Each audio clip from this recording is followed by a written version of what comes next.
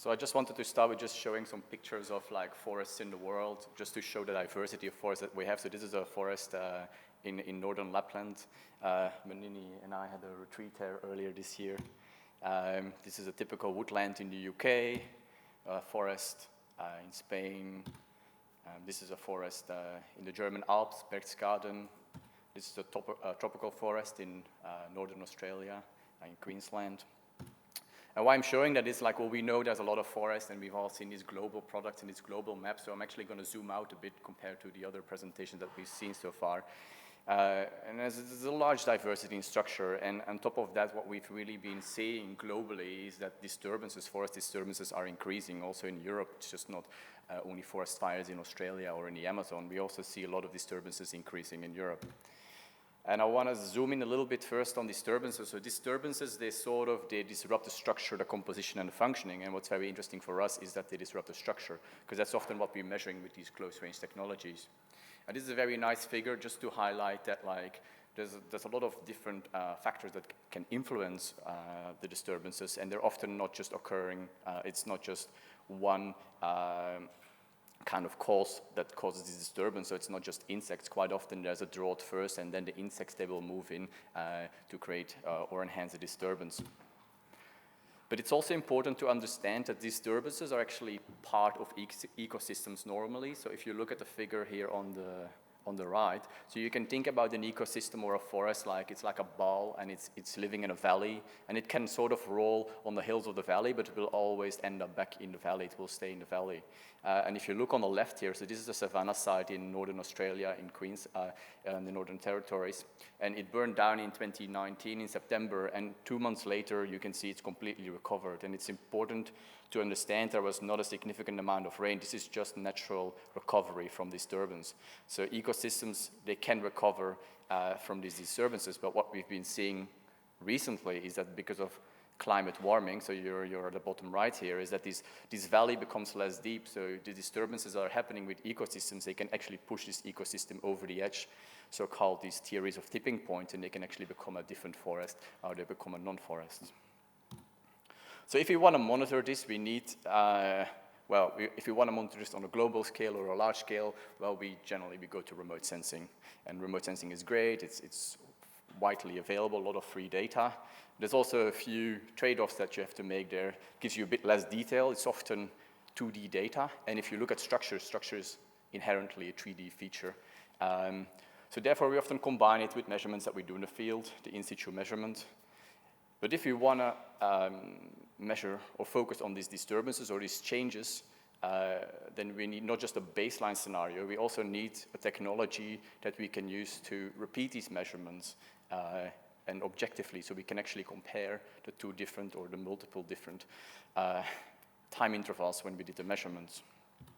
So that's where I think terrestrial LiDAR technology has really matured in the last 10 and at least 5 years, developing fieldwork protocols, but also algorithm development has been, algorithms have been developed and improved quite significantly over the last couple of years. There's still a few bottlenecks. Like Daniel said, the tree segmentation, I think it's still an ongoing issue, and I think if we can, and I think that's a great maybe goal for the cost, if we can improve this, we can do so much, because we are sitting, every one of us is sitting on so much data, which is just often just stored on hard drives because we can't, or we don't have the time to process it all.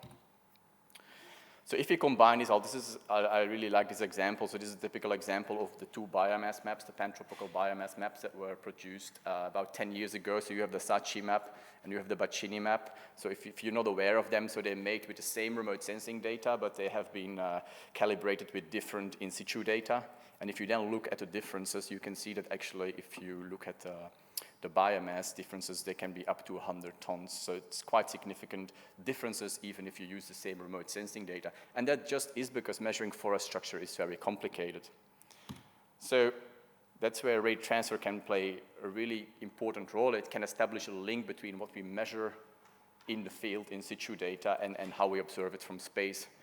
So a rate transfer model basically simulates what a sensor can see based on a real virtual forest.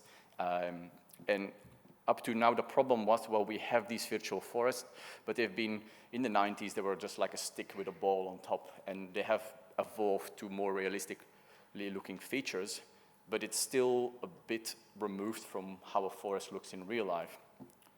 So that's why we sort of envisioned this framework for Meteor 2. That's a project that started in 2015 with NPL in the lead, where, well, if we can make a virtual forest that also exists in real life, it will give us so much potential, because we can take a real measurement in the forest, we can also simulate it, we can look at the real satellite data, we can simulate the satellite data. So that's where this concept of forest digital twins comes in. So that's sort of how we think about these digital twins for radiative transfer modeling. So now I'll talk a bit about, so we made this digital twin for Whiten Woods. That's a woodland site in the UK. So I'll talk a bit how we did it, and then where I think we can go with this as well. So Whiten Woods is located near Oxford in the UK. It's a very nice woodland, has a lot of infrastructure. As you can see, there's a canopy walkway, there's a flux tower. It's been very well studied. So in 2015, we scanned 6 hectares there with TLS. So we scanned as well in the winter as in the summer. And here you can see a 200-meter cross-section of the leaf off, so the winter data and the summer data. And I just put it here because even with, so we used a Regal VZ400, which is sort of a higher end TLS instrument, that even in the summer you see that you are not getting enough data quality to make full QSM reconstructions. So for this digital twin, we used a leaf-off point cloud to model the whole branching structure, and then we use the leaf-on point clouds to populate or bring the leaves back to the trees. And that's, of course, it's great if you have deciduous forest where you can actually have leaf-on and leaf-off scenarios, but if we, for example, want to make these digital twins for tropical forest, we'll have to come up with clever solutions to account for this. Just to show you how good we could actually co-register the leaf-on and the leaf-off data together. So that was not really a problem at all, because we just used the features in the field to match those 2 data sets. We also took spectral measurements because, of course, radiative transfer doesn't use just structure, it also needs spectral information of the features. So we took like an ASD to the field to get measurements of the leaves, the bark, the understory. And then, well, we had the point cloud, we did the segmentation. It took a lot of time. It looks nice here, but it took a lot of time and manual intervention as well. It's still a bottleneck, like I said there, and also because we went down, as you can see here, we didn't have any lower limit of trees we included or not included, because if you do radiative transfer simulations, your background signal is quite important. So if you're leaving out all the small stuff, you might change the reflections that you see from above. So once we have done the segmentation, we start working on an individual tree basis. So we like I said, we start from the leaf-off point cloud. We use tree QSM to model the branching structure, and then we bring back the leaves to the structure. And to bring back the leaves to the structure, we sort of use a framework where we have made some decisions, but if you're not happy with those decisions, you can put your own leaves on our model. So our model is freely available. It's here on the Bitbucket. It's also included in the RAMI 5 now. If you're not happy with the decisions we made about the leaves, which I can completely understand, you can make modifications to the leaves. But what we did is we estimated the leaf area, and then we populated the trees based on some simple principles like there will be more leaves to the top of the trees and towards the end of the branches, for example. And then we also had to make trade-offs with leaf size, because it needs to be a model that can still be run. If you're going to make a lot of little facets, it will require a lot more computational resources to actually use the model as well. So we've done some tests with this. So this is actually on the right, you can see a real digital hemispherical photo taken in Whiten Woods. And then in our virtual world, we actually did a simulation of the same hemispherical photo, and it was within 2%. If you then estimate the leaf area, or the plant area index from this, we had an agreement within 2%. We've done this in many locations, but I think if you just look visually at this, you can already really see that the structure is represented quite well in the model. So here you have an example of Sentinel-2 on the left. Of course, it doesn't show you much because of the 10-meter resolution, but we also made with the Sentinel-2 parameters a more enhanced simulation from, you could say, a drone 10-centimeter ground sampling distance on the right. So we've been doing a bit more work on this now. So we have this very explicit model where every tree has been modeled individually. So 559 trees have been modeled. So we've been looking, so Chang has been looking at, well, do we need to model everything explicitly? Can we use a library, or can we make a whole voxel model? What would be the implication of this? So within Dart, we converted every individual tree to also like a voxel model. I'm not going to go too much into detail with this, but we have seen if you, for example, take a 5% tolerance for reflectance, then we see that actually in many situations, these thresholds are not being made. So we really wouldn't recommend for these remote sensing Calval activities that we're using voxel digital twins in rate transfer models, but we should really use this explicit model. No.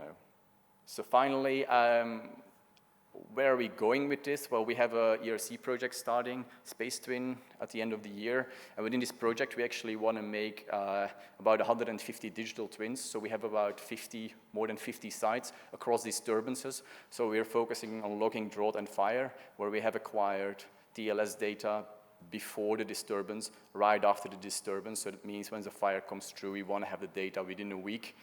And then we're also looking at recovery. So we'll make digital twins as a sort of a time series, you could say like a 4D rate transfer approach that we're trying to implement here. And we will not just do it spectrally, we also use a microwave rate transfer model, MIPUS 4D, to also work in the context of the ESO biomass mission.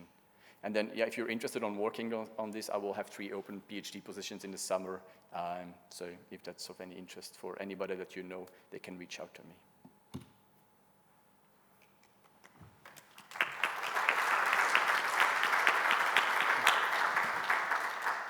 Thanks, Kim. And I think we have time for one quick question, and then we move on to the coffee break, and the poster presentations will be shifted to the third session.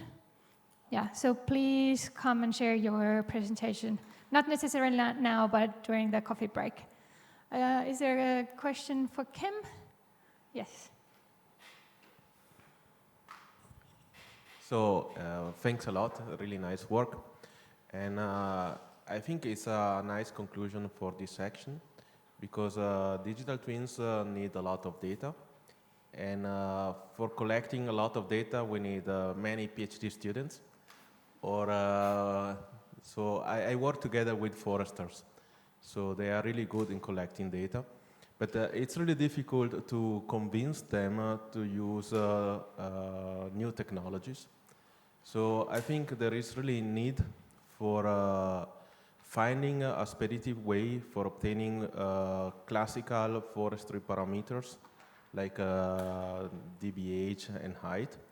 So, but for doing this, so we need to convince the foresters that there is an added value in TLS data. So they can get classical forestry parameters, but they can get also volumes, like we have seen in a previous talk. And maybe we can show them that they can do also analysis of habitats. And I think that is the way forward for having more data and for going forward also with digital twins.